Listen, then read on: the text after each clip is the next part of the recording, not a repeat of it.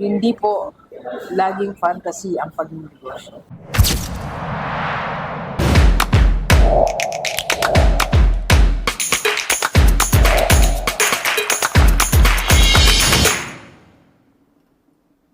Okay, Universe, sa lahat ng mga magninegosyo ngayong 2026, I'm sure marami sa atin gusto magnegosyo, start this, start that.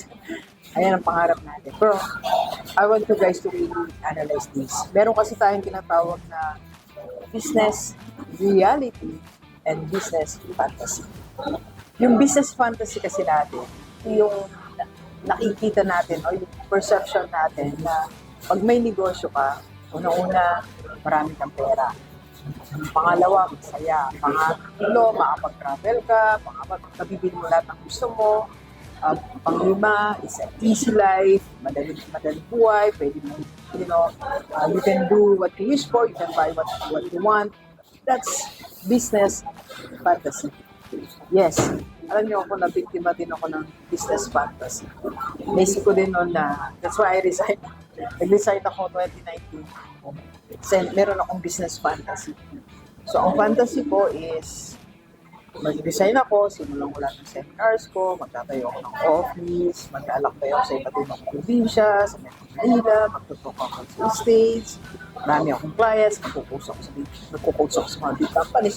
Yan ang big fantasy ko. Pero, meron tayong tinatawag na business reality. Ang business reality, ito yung totoong mangyayari pag nag-start ka ng business. Ito yung mababankrupt ka muna, ito yung first business mo, yung not work, mag-start ka ng isa pa. Ito yung mangungutang ka talagang pampasweldo sa empleyado mo, ito yung madidelay yung payment mo sa rental, ito yung pati yung savings mo, personal money mo, emergency fund mo, magagamit mo sa business mo. Ito yung utangan mo yung taong hindi pa nautangan kahit minsan sa buhay mo dahil kailangan sa negosyo mo, lalapit ka. Ito yung darating ka rin sa point na maiyak ka, darating sa point na alis ka na makatulog, darating ka sa point na sobrang bothered mo, minsan wala ka ng peace of mind. Yan ang business reality. So, pag nangarap tayo ng negosyo natin, don't forget, may reality. So, ibig sabihin po, hindi ko dinidiscourage na mag-business kayo, pero isipin din natin na hindi siya mangyayari 100% kung paano siya may market.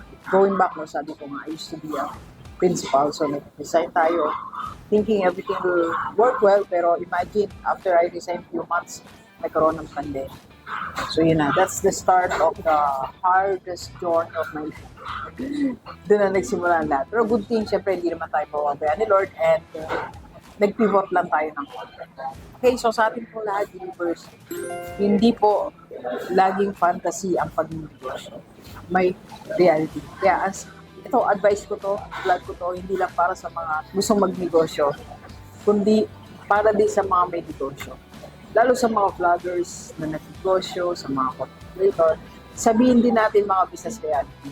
Sabihin din natin na nagtitira tayo, sabihin natin na hindi rin tayo kumikita pa minsan, sabihin din natin na nagkautang tayong malaki, sabihin din natin na sumakit natin, sabihin din natin na naiyak tayo, para naman yung mga nangangarap magnegosyo, hindi super fantasy yung na-imagine.